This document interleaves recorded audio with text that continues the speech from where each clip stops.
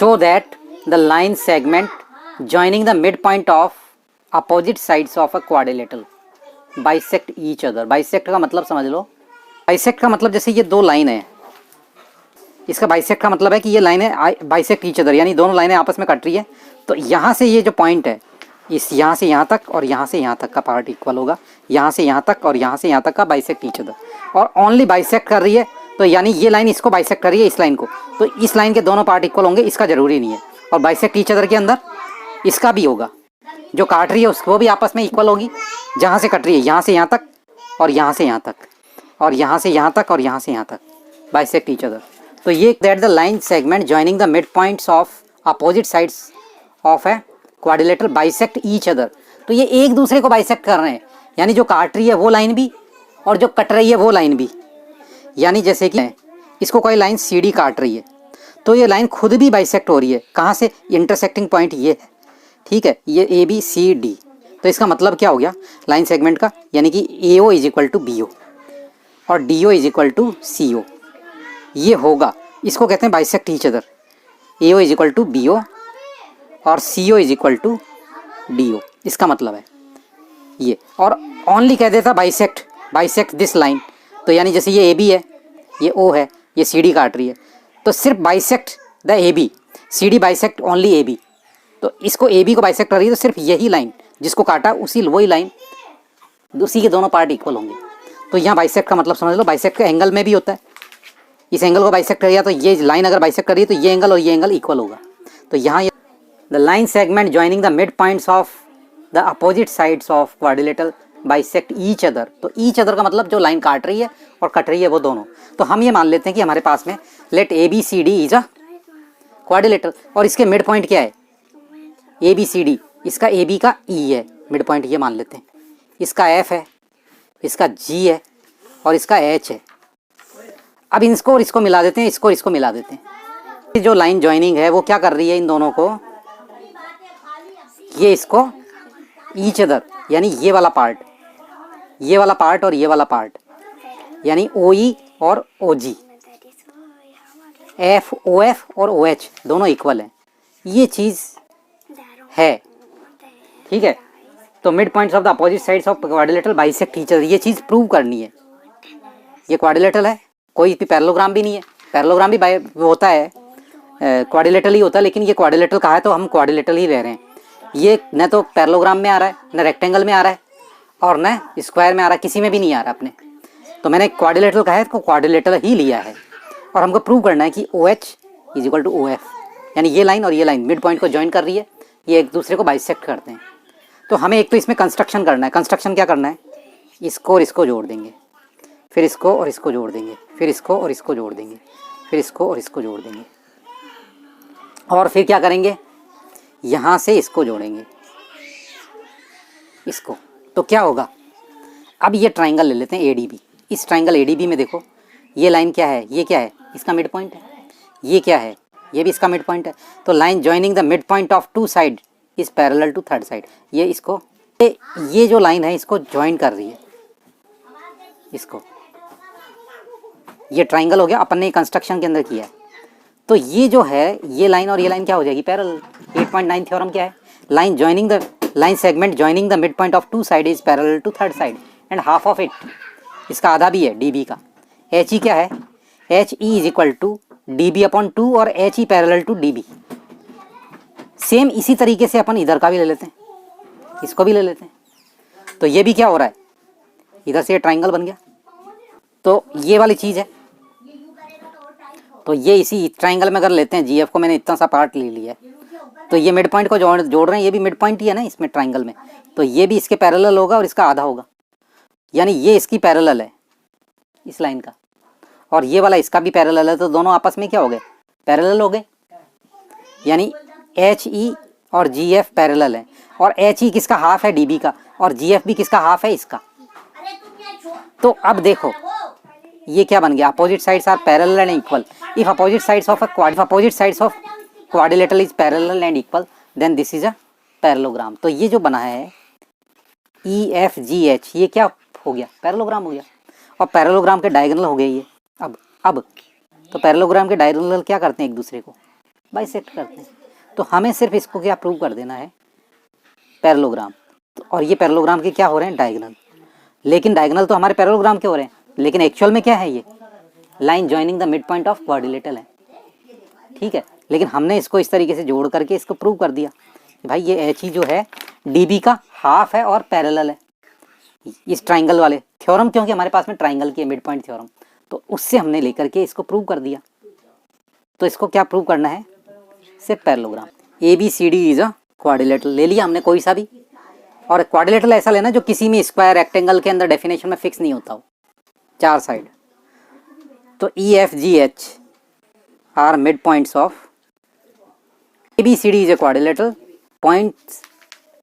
Points E F G H are mid points of line A B या side, mid point of sides A B B C C D and A D respectively. Respectively जो है, respectively इसलिए लिखते हैं क्योंकि ई जो है ये पहला ए बी आ रहा है, इसका मिड है, एफ इसका, जी इसका और एच इसका मिड पॉइंट है।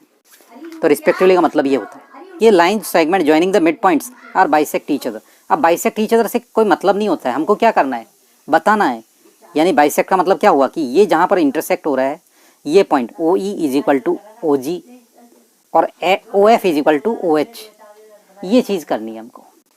तो ये टू प्रूव क्या करना है, ई जी ओ और E O, H O is equal to F O, ये चीज़ लिखनी है, करनी है हमको प्रूव। यानी ई ओ और जी ओ आपस में इक्वल है, एच ओ और एफ ओ, और H O is equal to F O. मैंने इसके अंदर क्या किया कि कंस्ट्रक्शन किया। मैंने क्या किया कंस्ट्रक्शन के अंदर, join H to E, E to F, F to G, G to H, ये मैंने कंस्ट्रक्शन किया। और फिर डी से बी को जोड़ दिया ताकि आपका मिड पॉइंट थ्योरम के अकॉर्डिंग ट्राइंगल आ सके। जॉइन डी बी, तो ये हमने इसके पास में, अपने पास में ये ट्राइंगल आ गया। In triangle A B D, in triangle ABD, H and E are midpoints of AD and AB. AD and AB. AB का मिड पॉइंट है ये। तो ये जो H ही है वो क्या होगी, पैरेलल इसके। सो H और E क्या है, मिड पॉइंट्स हैं। तो इसको जो लाइन जोड़ रही है वो क्या होगी, इसके पैरेलल हो जाएगी। So H E parallel to DB, ये भी हो जाएगी। और एच ई क्या हो जाएगी, is equal to D B का, D B upon two, D B का हाफ करेंगे उसके बराबर ये एच ई, ये भी हो गया। दूसरी तरफ आपके पास में क्या है, इसी के दूसरी तरफ ये भी मिड पॉइंट है। कौन सा है ये मिड पॉइंट, एफ और जी, मैं इधर बना रहा हूँ एफ और जी, ये भी मिड पॉइंट हो गया इस ट्राइंगल के अंदर, सी वाले के अंदर। मैंने इसको यूँ बना दिया, ये आपका डी है, डी सी। तो ये क्या लिखूंगा मैं, G and F are mid points of CD and BC, F are mid points of DC and BC, DC और BC इसका मिड पॉइंट है।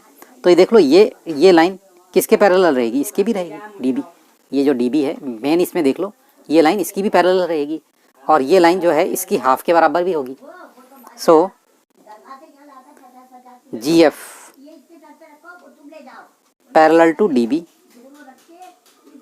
और GF equal to DB upon 2, ये हो गया। इसको मैं पहला नंबर दे देता हूँ, इसको सेकंड नंबर दे देता हूँ। अब ये इसके अंदर क्या होगा, ये DB के पैरेलल कौन कौन सी लाइनें हैं, ये DB के पैरेलल एक तो एच ही है, एच ही लिख दिया। और क्या है DB के पैरेलल, GF है, ये GF भी हो गया, ये DB के पैरेलल ही है। तो यानी कि DB के पैरेलल कौन कौन सी हो गई, GF और HE। तो यानी ये आपस में क्या हो गई, आपस में भी पैरेलल, क्योंकि ये इसके पैरेलल है, ये भी इसके पैरेलल, तो ये आपस में भी पैरेलल हो गई। ये इसके हाफ के बराबर है और ये भी किसके हाफ के बराबर है, इसके हाफ के बराबर। तो ये दोनों भी आपस में क्या हो गई, इक्वल हो गई।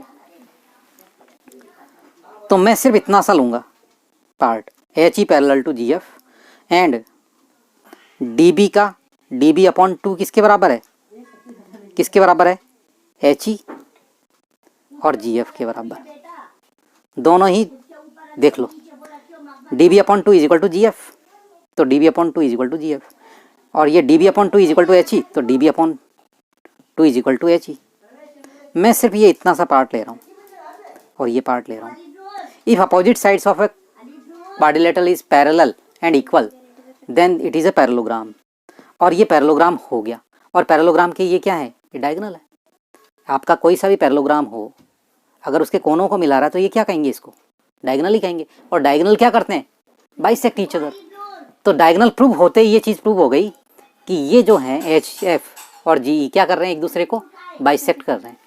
ठीक है, H E equal to G F और H E parallel to G F और H E equal to G F. If pair of opposite sides are equal and parallel, pair of opposite side equal and parallel then it is a parallelogram. ये कौन सी theorem है, a quadrilateral is a parallelogram if a pair of opposite sides is equal and parallel. तो ये हमारे पास में ये लाइन इसकी आधी भी है इक्वल, इसकी पैरेलल भी है, ये लाइन इसकी आधी भी है इसकी, और इसकी पैरेलल भी है। तो ये दोनों इक्वल और पैरेलल होने से ये क्या बन गया, पैरेलोग्राम बन गया।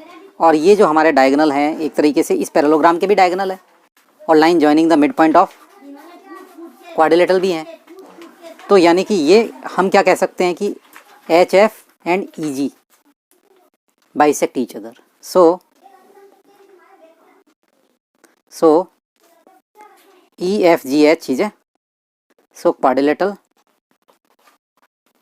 इसको नहीं कह रहा हूँ मैं, ए बी सी डी को क्वाड्रिलेटरल पैरेलोग्राम नहीं कह रहा हूँ मैं, किसको कह रहा हूँ, इसको। सो क्वाड्रिलेटरल ई एफ, ये ई जी और H F diagonal of this parallelogram, and H F diagonals of parallelogram bisect each other. EG or HF by diagonals of, also diagonals of a parallelogram, and EG and HF also diagonals of parallelogram, so bisect each other. ये इसके parallelogram होते ही bisect कर रहे हैं, लेकिन हमको तो क्या पता है कि ये इसके मिड पॉइंट को मिलाने वाली लाइन है, तो ये भी बाइसेक्ट ही कर रही है। हमको तो सिर्फ ये प्रूव करना था कि ये और ये एक दूसरे को बाइसेक्ट कर रहे हैं, तो बाइसेक्ट हो रहे हैं। So O E is equal to O G और O H is equal to O F लिख सकते हैं अपन। ठीक है, तो ये चीज़ इतना सा भी लिख करके ख़त्म कर देंगे तो भी सॉल्व है।